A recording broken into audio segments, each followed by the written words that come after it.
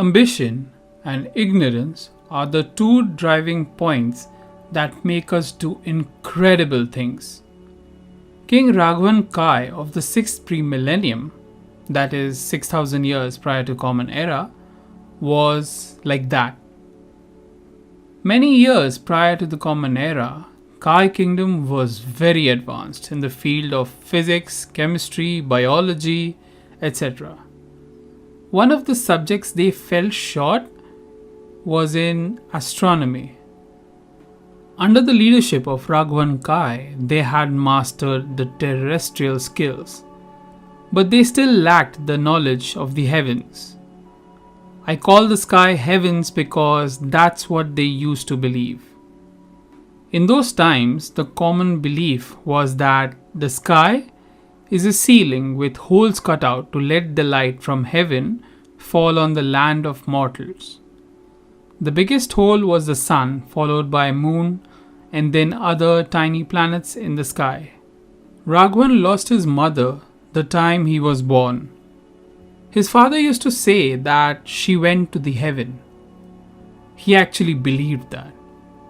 So, when Raghvan started making new inventions, he did this with intention to take him to the heavens, to meet his mother. There was a phase in Raghvan's scientific life when he was excited to learn about genetic manipulation. Raghvan and his team of mad scientists had found a way to manipulate the DNA to produce enhanced individuals, those capable of doing incredible feats. This was theory at first, as they produced many beings that were a failure. They were stronger than humans, but they started lacking the intelligence of a human. It took a long time to make a deadly combination, which eventually became a success in form of a baby boy called Bigul. Bigul was a cute little kid with slight ape-like features, but with incredible strength. He grew old very fast, and with age, he started developing his true abilities, one of which was the ability to fly. While creating a genetically engineered being, the plan was that they would have the strength to jump really high. Using that ability, the person will jump high enough to reach the heavens, see what's there, and report back. When they saw this kid Bigul exceeding their expectations, they wanted to carry out that test early.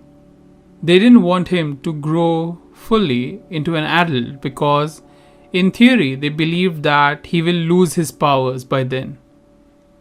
While most scientists agreed, one of them, a woman named Anuja, disagreed. "He's just a kid," she argued. "He does not understand what's right and wrong. What if he flies up and the light injures him? Being a kid, he will stop at nothing." She argued, resisted the decision, but no one else cared. For them, Bigul was just an experiment. Now, a kid cannot be trained like a soldier. They had to find different ways to make him do things.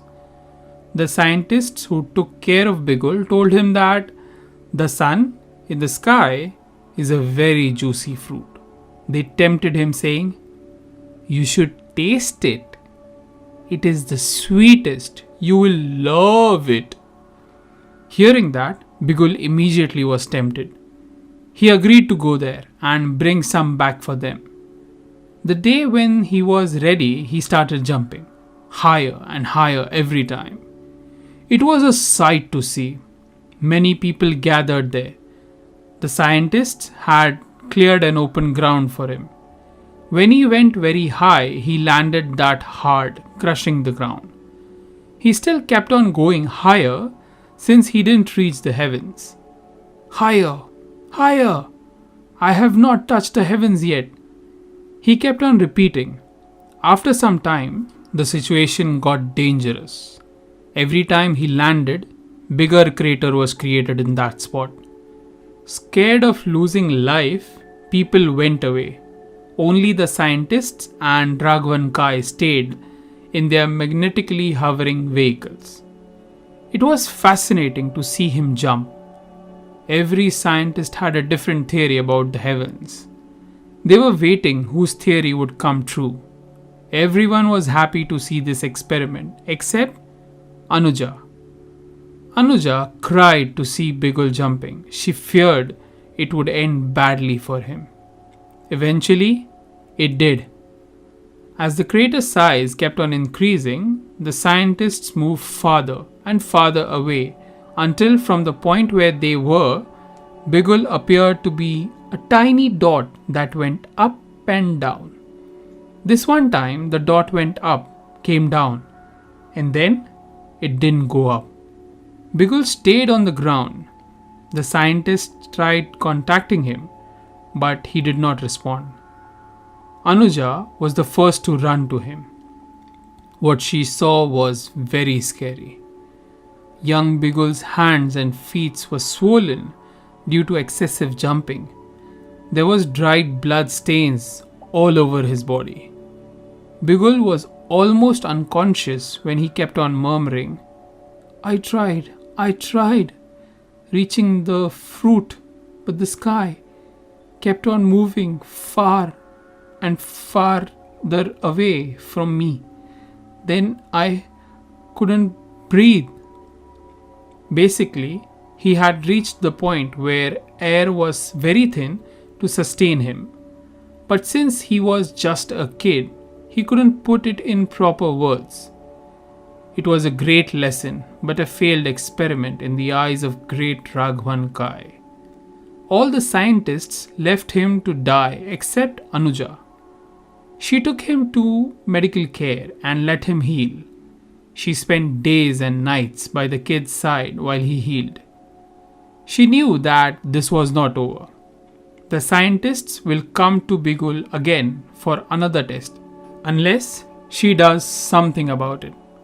Something like a memory block. Yes, a memory block. Psychology was another subject the brainiacs of Kai had mastered in those times. They were capable of using this knowledge to manipulate people's thoughts. This was particularly helpful to convince people to willingly volunteer for deadly science experiments. For the first time, this knowledge was to be put in good use. When Bigul started becoming conscious, this memory block procedure was conducted on him, so that Bigul will forget how to trigger this power of flight. It worked. When Bigul was fully healed, he was unable to fly anymore. When the scientists realized that, they let him free to live the rest of his life, like any normal child. Anuja willingly accepted the role of his mother. One, because she was the only person who cared for him, and another being that this child, Bigul, was engineered from her DNA. The only question that bothered her was this: if in future there comes a need for Bigul to fly again, should I let him have this power? Fortunately, she didn't have to answer it right away. We have come to the end of this story, but as a storyteller, I have to tell you that many years down the road, Bigul does learn to fly again. But that's a story for another time. End.